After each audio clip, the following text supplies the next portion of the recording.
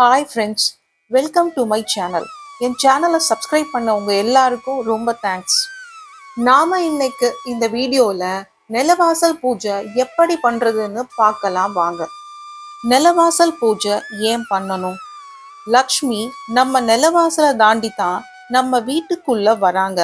அப்படி அவங்க உள்ள வரும்போது அவங்கள வரவேற்கிற மாதிரி நிலவாசல் மங்களகரமாகவும் வாசனையாவும் இருந்தா அவங்க நமக்கு கொடுக்கணும்னு நினைக்கிற செல்வத்தை டபுள் மடங்கா தருவாங்க. அது மட்டும் இல்ல, நமக்கு எப்படி தலையோ அதே மாதிரிதான் நம்ம வீட்டுக்கு தலைவாசல். தலைவாசல வசியம் செய்யறது தனவசியம் செய்யறதுக்கு சமம்.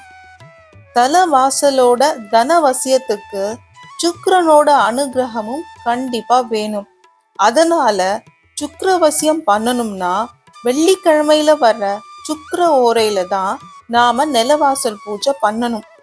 இன்னொரு முக்கியமான விஷயம் என்னன்னா, நம்ம தலைவாசல்ல தான் நம்மோட குல தெய்வமும் குடியிருக்காங்க. நாம தலைவாசலுக்கு பூஜை பண்றது நம்ம குல தெய்வத்துக்கே பூஜை பண்றதுக்கு சமம். நம்ம குல தெய்வத்தை நாம வழிபட்டாலே நம்மள அவங்க சந்தோஷமா வச்சுப்பாங்க. நம்ம குல தெய்வத்தோட ஆசிர்வாதம் கிடைச்சா நம்ம குடும்பத்துல ஒத்துமை இருக்கும், முன்னோர்கள் சாபம் போகும், வாழ்க்கையில நாம மேல மேல முன்னேறிக்கிட்டே போகலாம்.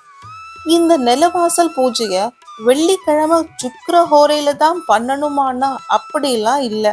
சுக்கிர ஹோரையில பண்ணா இன்னுமே சிறப்பு.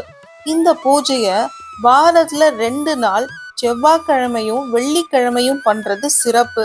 2 நாள் பண்ண முடியலன்னா வாரத்துக்கு 1 நாள் வெள்ளிக்கிழமையாவது கண்டிப்பா பண்ணணும்.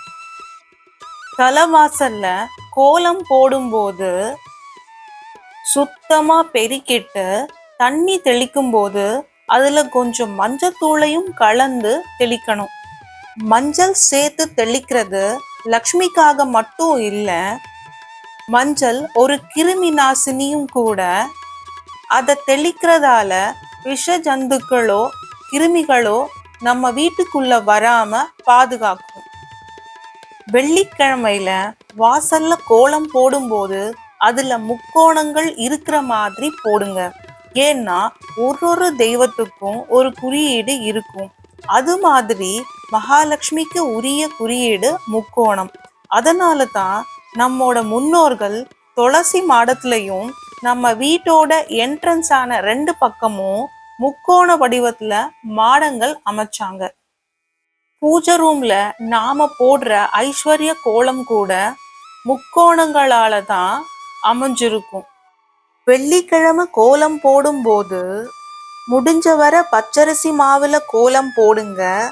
ஏன்னா பச்சரிசி மாவுல கோலம் போட்டா எறும்புகள் வந்து சாப்பிடும்னு நம்ம எல்லாருக்குமே தெரியும். அப்படி சாப்பிடும்போது நம்ம அறியாமையே நாம ஒரு உயிருக்கு அன்னைக்கு அன்னதானம் பண்ணதா அர்த்தம். எந்த ஒரு பூஜையுமே அன்னதானம் பண்ணும்போதுதான் முழுமையாகும். ஓகே, இப்ப வாங்க நிலவாசலுக்கு வருவோம். நிலவாசல்ல மஞ்சள் குங்குமம் வைக்கும்போது அந்த மஞ்சள் கஸ்தூரி மஞ்சளா இருக்கிற மாதிரி பார்த்துக்கோங்க.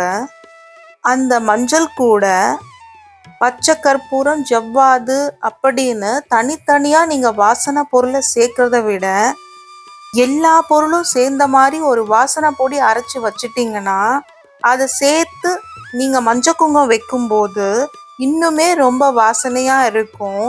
அந்த லக்ஷ்மி குபேர பொடி எப்படி செய்யறதுன்னு நான் தனியா ஒரு வீடியோ போட்டிருக்கேன்.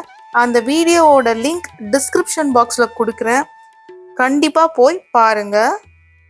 இப்ப ஃபர்ஸ்ட் நிலவாசல் படிய தண்ணிய விட்டு நல்லா கழுவிக்கலாம். இப்போ லக்ஷ்மி குபேர பொடி கலந்த மஞ்சள் கூட பன்னீரையும் சேர்த்து வாசப்படியில பூசிக்கலாம். என் வீட்டு முறைப்படி நான் பொட்டு வச்சிருக்கேன். நீங்க உங்க வீட்டு முறைப்படி குங்குமத்தால பொட்டு வச்சுக்கோங்க. வாசக்காலோட 2 பக்கமும் இதே மாதிரி பொட்டு வச்சுக்கோங்க. நாம வைக்கிற அந்த குங்குமமே நல்ல தரமானதா இருக்கிற மாதிரி பார்த்துக்கோங்க. இப்போ நில வாசப்படியையும் தண்ணிய தொட்டு நல்லா தொடச்சிட்டு மஞ்சள் பூசிக்கலாம். இப்போ வாசப்படிக்கு நடுவுல நான் ஒரு 3 பொட்டு வச்சுக்கிறேன். லக்ஷ்மி தேவி குடியிருக்கிற சின்னங்களை நிலவாசல் படியில கோலங்களா போடுறது ரொம்ப சிறப்பு. நான் நிலவாசல் படியில லக்ஷ்மி தேவியோட பாதம், விளக்கு, கலசம், ஸ்வஸ்திக், தாமரை சின்னங்களை என்கிட்ட இருக்கிற ஸ்டென்சில்ஸை யூஸ் பண்ணி கோலங்களா போட்டுக்கிறேன். நிலவாசல் படிக்கு பக்கத்துல உருளி வைக்கிறது ரொம்ப நல்லது. இந்த உருளி வைக்கிறதால நெகட்டிவ் எனர்ஜி நம்ம வீட்டுக்குள்ள வராது. உருளி வைக்கும்போது அந்த உருளி மண்ணாலேயோ பித்தளையாலேயோ இருக்கிற மாதிரி பார்த்துக்கோங்க.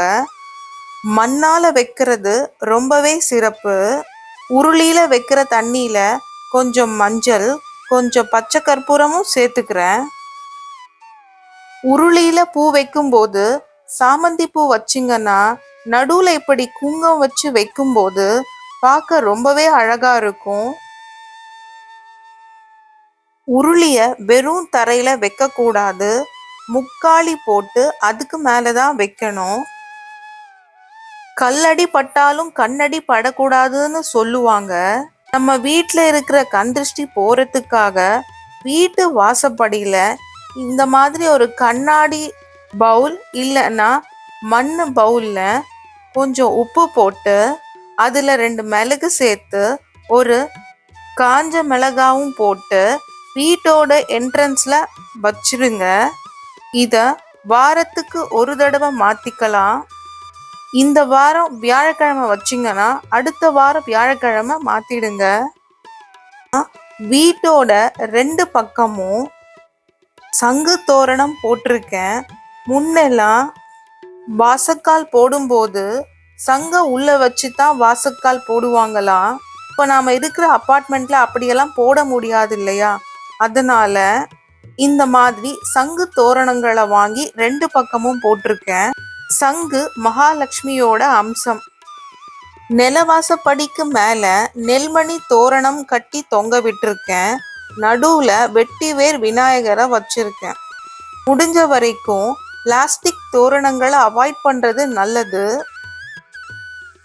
எலுமிச்சம் பழத்தை 2ஆ வெட்டி ஒரு பகுதியில மஞ்சளும் இன்னொரு பகுதியில குங்குமமும் வச்சு நிலவாசப்படியோட 2 பக்கமும் வைக்கிறது கண்திருஷ்டிக்காகத்தான். பச்சரிசியில மஞ்சளும் நெய்யும் கலந்த அட்சதைய ரெடி பண்ணி நிலவாசப்படியோட 2 பக்கமும் நடுவுலையும் வச்சுக்கிறேன். அடுத்து நிலவாசப்படிய பூக்களால அலங்காரம் பண்ணிக்கலாம். தாமரை பூவோட இதழ 2 பக்கமுமே வைக்கிறது ரொம்ப சிறப்பு. நமக்கு எப்படி 2 கண்கள் இருக்கோ அதே மாதிரிதான் தலைவாசலோட 2 பக்கமும் சந்திரனும் சூரியனும் இருப்பாங்க. அதனாலதான் அந்த காலத்துல 2 பக்கமும் மாட விளக்கு வச்சு ஏத்துனாங்க. தலைவாசலுக்கு கீழே விளக்கு வச்சு ஏத்தக்கூடாது. நம்மோட நெஞ்சுக்கு நேராதான் விளக்கு ஏத்தணும். நம்ம தலைவாசலுக்கு லெஃப்ட் சைடு இருக்கிறது சந்திரன், ரைட் சைடு இருக்கிறது சூரியன்.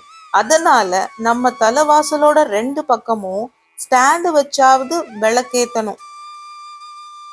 இப்ப பூஜைக்கு நெய்வேத்தியமா கல்கண்டு வச்சு தீப தூபங்களை காட்டி நான் பூஜைய முடிச்சுக்கிறேன்.